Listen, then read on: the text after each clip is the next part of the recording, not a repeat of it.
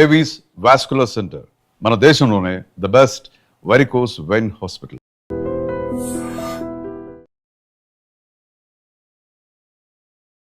నమస్తే రమ్మగారు. నమస్తే జయ. రమ్మగారు, 3 పూట్ల ఆహారం తినటం మనకు అలవాటు. ఆహారం కూడా ముఖ్యంగా అన్నమే. ధాన్యం ఎక్కువ కదా రమ్మగారు మనం తినేది, వరి కదా. అవును. ఇది ఎంతవరకు మనకి ఆరోగ్యానికి మంచిదంటారు? అంటే ఇది ఎవరైనా డాక్టర్లు చెప్తే మంచిది కదా, నేను చెప్పచ్చా? డెఫినెట్గా డాక్టర్ చెప్పేది డాక్టర్ చెప్తారు. జనరల్ వేలో మాట్లాడుకుంటాం కదా రమ్మగారు, మనం ఏమి సైంటిఫిక్గా మాట్లాడట్లేదు. అన్నం తింటే ఎంత క్యాలరీస్ వస్తాయి, లేకపోతే ఎంత ప్రోటీన్ వస్తుంది, దాంట్లో గ్లూకోజ్ ఎంత ఉంటుంది, అది కాదు. జనరల్ వేలో మనం మాట్లాడుకుందాం. మనది అసలు ముప్పొద్దుల భోజన సంస్కృతే జయ. ముప్పొద్దుల భోజన సంస్కృతి నాడు మనకి మెషిన్లు లేవు, పనివాళ్ల సౌకర్యాలు అవి తక్కువ ఉన్న కాలం. తర్వాత ట్రాన్స్పోర్టేషన్స్ లేవు, ఎక్కడికి వెళ్ళాలన్నా మనం నడవాలి.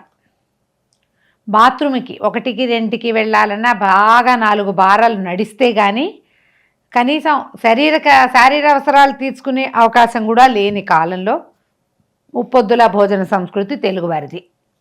అవును. పైగా ధాన్యం ఇప్పట్లాగా కొట్టుకెళ్ళి తెచ్చుకునే వ్యవహారం కాదు. ఆనాడు చేలలోంచి ఇంటికి వస్తే ధాన్యం దంచుకోవాలి, చెరుక్కోవాలి.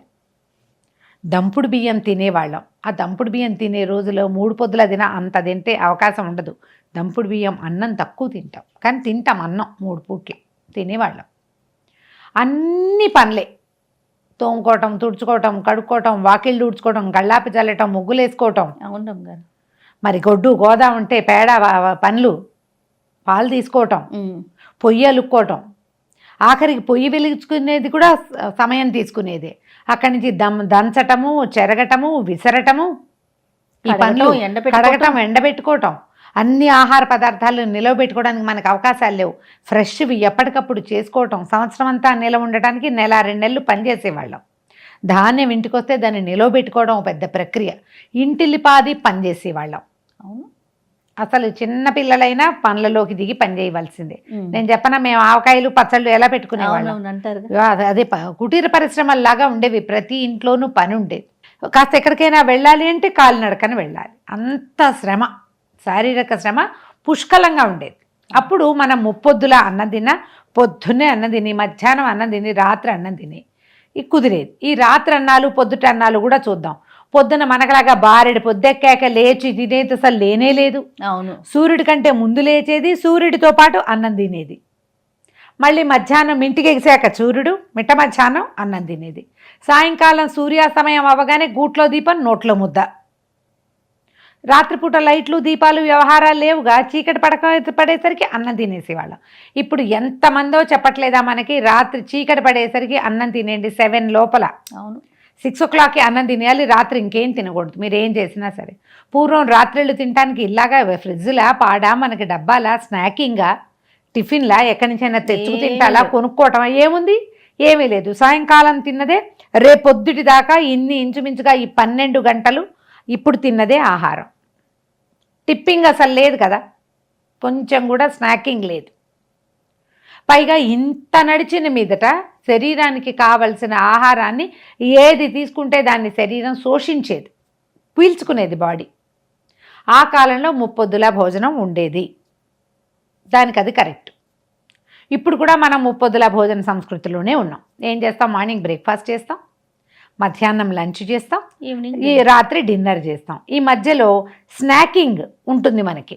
మధ్యాహ్నం లంచ్కి, రాత్రి డిన్నర్కి మధ్యలో ఈవినింగ్ స్నాక్ ఏదో ఒకటి తింటూనే ఉంటాం. అందుకని మనం ఏం చేస్తున్నాం, ఇప్పుడు చాలామంది చేసే పద్ధతి ఇది. బ్రేక్ఫాస్ట్ హెవీగా తింటారు, లంచ్ కొంచెం అన్ని ఫుల్గా, డిన్నర్ లైట్ డిన్నరే ఇప్పుడు మన పద్ధతిగా కనపడుతుంది. మీరు అన్నమే తింటారు అనుకుందాం, ఒకవేళ పెంద్రాళ్ళే తినేయటం, తక్కువ తింటాం. మధ్యాహ్నం తిన్న రకాలు ఏవి తినకూడదు, ఓన్లీ 1 అన్నం లేదా 2 అన్నాలు మాత్రమే, అంతే తింటే సరిపోతుంది. ముప్పొద్దుల భోజన సంస్కృతే ఉంటుంది. మన వాళ్ళు ఏం చేస్తున్నారు, అన్నం తినని వాళ్ళందరూ ఏ రొట్టెలో తింటాం, ఏ ఉప్మావో తింటాం, తేలిగ్గా కిచిడీ లాంటివి ఏమైనా చేసుకోవటం. అది కూడా రాత్రి 10 గంటల దాకా కూర్చోకుండా పెందరాళ్ళే 7కో 8కో తినేస్తే మన శరీరం అరగడానికి, మనం పడుకునే లోపల అన్నం ముప్పాతిగా అరిగిపోతుంది. అవును. ఆలోచించి ప్లాన్ చేసుకోండి. ఎప్పుడైనా మీరు అన్నం తగ్గించి ఆహారం మానేసి శరీరాన్ని బాగా శుష్కింపజేసి సన్నబడితే గనక ఎప్పుడైనా ఓ గుప్పెడి తినంగానే ఓ పుంజీడు వస్తుంది ఒళ్ళు. 4 రోజులు చీటింగ్ చేసామా ఒళ్ళు వచ్చేస్తుంది. పైగా ఆహారం కోసం శరీరం ఆవురావురు మనిపోతూ ఉంటుంది. అవునండి, ఆవురావురుమని నువ్వు ఇంత ఇచ్చినా అదంతా ఫ్యాట్స్ కింద నిల్వ చేసేసుకుంటుంది, అలమటించిపోయి దాచేసుకుంటుంది, ఫ్యాట్స్లోకే దాచేస్తుంది. దాన్ని అలమటించిపోయేలాగా చెయ్యొద్దు, వేళకి అందిద్దాం కాకుండా క్వాంటిటీ తగ్గించమంటారు. క్వాంటిటీ తగ్గించండి, క్వాలిటీ ఉంచుకోండి. శాంతం మానేయొద్దు అంటారు. ఎప్పుడు మానకూడదు జయ. శరీరం అలమటించిపోతుందమ్మా ఆహారానికి, చాలా తప్పు. ఆత్మారాముడిని శోభించనివ్వకూడదు, అట్లా తినాలి. కానీ చీట్ మీల్ తినచ్చు. అంటే ఏంటి, అన్నంలాగా అనిపించేవి తినచ్చు, పొట్ట నిండేదాన్ని తినచ్చు, బరువైంది కాకుండా తేలిక దాంతో నింపచ్చు. బోలెడన్ని మెథడ్స్ వచ్చినాయి, బోల్డంత ఐడియాలజీ వచ్చిందమ్మా ఇప్పుడు, చాలా వచ్చింది. మీరు అన్నం తినాలంటే అన్నమే తిందామని మీకుంటే గనక ఎన్ని రకాలు వచ్చినాయి. చిరుధాన్యాలు బోల్డ్ దొరుకుతున్నాయి, పొద్దునే వండేసుకోండి, సాయంకాలం అంతా చిరుధాన్యం అంతుంది, కొర్రలు అన్నం, దాంట్లోకి కూర వేసుకోండి, పులుసు పోసుకోండి, అందులోనే పెరుగు పోసుకోండి, 3 అన్నాలు తిన్న ఫీలింగ్ వస్తుంది. ఇన్ని పదార్థాలు చేరి పొట్టకు హెవీగా ఉంటుంది. దాంతోపాటు ఏవో కొంచెం పచ్చికూరలు తింటామో, పళ్ళు తింటామో, మళ్ళీ రాత్రిపూట పళ్ళు తినకూడదు. మనకి డయాబెటిక్ ఉంటే, డయాబెటిక్ అయితే కనుక మనం కొన్ని రకాలు తినకూడదు, మనకి థైరాయిడ్ ఉంటే కొన్ని తినకూడదు, అసిడిటీ ఉంటే కొన్ని తినకూడదు. ఇవన్నీ సార్వజనీనంగా ఒకే ఐడియా కాదు కదా, నీ రకం వేరు, నా రకం వేరు. ఖచ్చితంగా, అవునా కదా? ఆలోచించండి, మీ శరీరానికి సరిపడేది, మీకు సూట్ అయ్యేది, మీకు అలవాటైంది, మీ చిన్నప్పటి నుంచి మీరు తింటున్నది. చిన్నప్పటి నుంచి తినే వాటిని మానేసి పూర్తిగా ఎంటైర్లీ కొత్త వాటిని తినే పద్ధతి ఇప్పుడు వచ్చింది. అవును, అన్నం పూర్తిగా ఎత్తేస్తాం. మనమే కాదు, మన నాన్నలు, తాతలు, ముత్తాతలు కూడా అన్నమే తిన్నారు.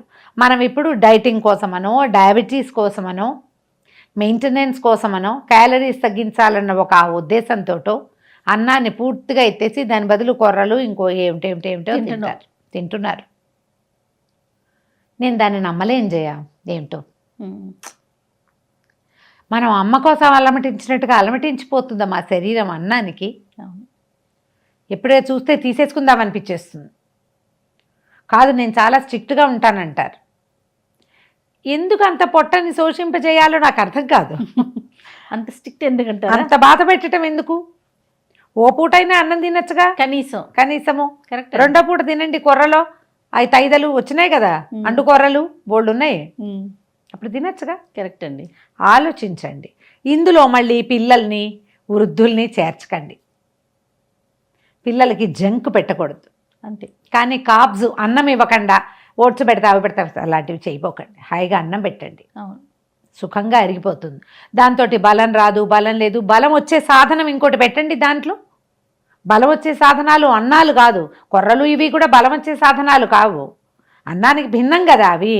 ఏం చేస్తున్నావు, దేనితోటి వస్తాయి అవన్నీ? కూరలతోటి, పప్పులతోటి, మీరు పైనిచ్చే అనుపానాలతోటి బలం వస్తుంది. బైండింగ్ మాత్రం అన్నమే పెట్టుకోండి. ఇంత పెట్టద్దు, అంత పెట్టండి. పోని కొంచెమే తక్కువ పెట్టుకోండి. అంత పప్పు వేసుకుంటే అందులో సగమో అంతేనో అన్నం పెట్టుకోండి. పాత పద్ధతి ఏంటి చేయ, అంత అన్నం, అంత పప్పు, ఆ మాత్రం కూర, ఓ ఇంత పచ్చడి ఉండేది. ఇప్పుడు ఏం చేస్తున్నారు, అన్నం ఇంత, కూర ఇంత, ఇవింత, ఇలా పెద్ద పెద్ద పోర్షన్స్లో దాన్ని ఉంచండి. అన్నం పరబ్రహ్మ స్వరూపం, దాని నుంచి పక్కకి వెళ్ళిపోకండి. మీకు ఎన్ని కొత్త దేవుళ్ళు వచ్చినా లోపల వ్యవస్థితుడుగా ఉండే పరమాత్మ ఒక్కడే. బయట వాళ్ళు ఏం ఇంపార్టెంట్ కాదు, లోపల ఉండేవాడే. ఆ శరీరానికి అసలు కావాల్సిందేమిటి, మీ జీన్కి కావాల్సిందేంటి, జెనెటికల్గా మీరు కొన్ని తరాల వెంబడి ఏం తింటున్నారు, అది చాలా ముఖ్యమైనది. మీరు ఏ నదీ పరివాహక ప్రాంతాల్లో పుట్టారో అక్కడ పెరిగే ప్రధానమైన గ్రెయిన్ గింజ ఏదో అది మీ అన్నం, అది మీ ఆహారం. ఇప్పుడు అనంతపురం వాళ్ళంతా జొన్నలు తింటారు. అవును, వాళ్ళకి అది ఆహారం. మన వైపు జొన్నలు తింటాం, మన తాతల నాడే పోయింది. అవును, మనం మా తాత ముత్తాతల నుంచి బియ్యమే తింటున్నాం కదా. అవును, ఇప్పుడు ఇవి 2 వేరు భావాలు చేయాలి. నా ఉద్దేశం ఇది, నేను డాక్టర్ని గాను, నా ఉద్దేశం ఇది. ఒక చంటి పిల్లాడు ఉన్నాడు, 1 ఏడాది లోపల పిల్లాడు, ఏది జొన్నన్నం పెట్టుబడికి కొర్రలు పెడతావా? పెట్టలేం కదా. వాడికి అరుగుతుందా పాపం? తేలిగ్గా అరిగేది కదా వాడికి ఇవ్వాల్సింది. అన్నం బియ్యం వేయించి కొద్దిగా అంత చేసి పెడితే అరిగిపోతుంది సులువుగా. మనం అలా అలవాటు చేస్తాం. కానీ అనంతపురం రాయలసీమ వాళ్ళకి జొన్నలు అలవాటు ఉంటే బాగా సన్నగా చేసి దాన్ని నిలవబెట్టి అక్కడ పద్ధతి ప్రకారం పెట్టుకుంటారు.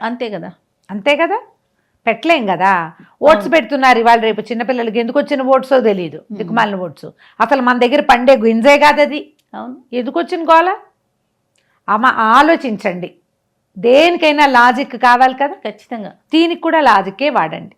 మీరు ముప్పొద్దుల భోజనం 3 పూట్ల ఆహారం తీసుకునేటట్టయితే హెవీగా తీసుకోకుండా మీడియంగా తీసుకుని శరీరాన్ని మెయింటైన్ చేసుకోండి. ఎప్పుడు కూడా అన్నం శరీరానికి అవసరం, కానీ అదే బలం అనుకోవద్దు. మీరు చేసే శారీరక శ్రమ వల్ల మీరు తీసుకున్న ఆహారము శక్తిగా ఒంటికి శోషిస్తుంది. అంతే. ఎక్సర్సైజ్ బలాన్ని ఇస్తుంది. దానికి తిండి అవసరం. తిండే బలం అని మాత్రం మీరు అనుకోవద్దు. ఎంత పెట్టినా మీరు ఎక్సర్సైజ్ చేస్తేనే, ఎంత అద్భుతమైన ఆహారం ఇచ్చినా, మీరు నడిస్తే, వంగితే, కూర్చుంటే, లేస్తే, అప్పుడు పరిగెడితే, అప్పుడు మీరు తిన్న ఆహారంలోని శక్తిని శరీరం శోషించుకుని దాని నిలవ పెరుగుతుంది. ఎప్పుడైనా ఇదే పద్ధతి. అంతే. ఆలోచించండి, ఆచరించండి. తప్పకుండా. నమస్తే చే.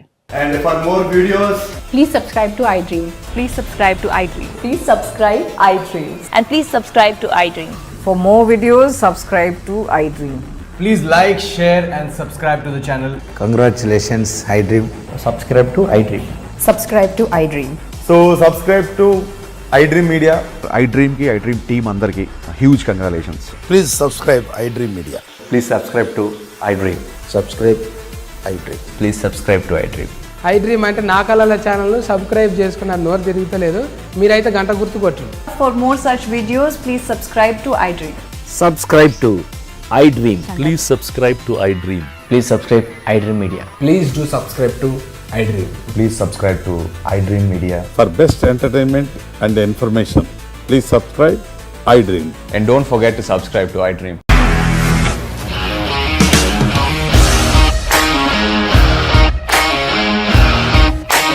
ఇండస్ట్రీలో కమిట్మెంట్ ఇష్యూస్ వస్తే నీకు కూడా వచ్చినట్టు. మార్నింగ్ తీసుకెళ్ళాలంటే కొట్టి పడేసాడు.